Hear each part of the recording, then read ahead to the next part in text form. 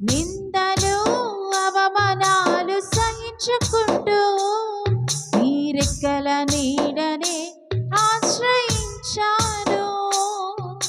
నీ వాగ్దానములను చేతపట్టి నీ వాగ్దానములను చేతపట్టి నీ ముఖముపై దృష్టి ఉంచినానయా. నీ ముఖముపై దృష్టి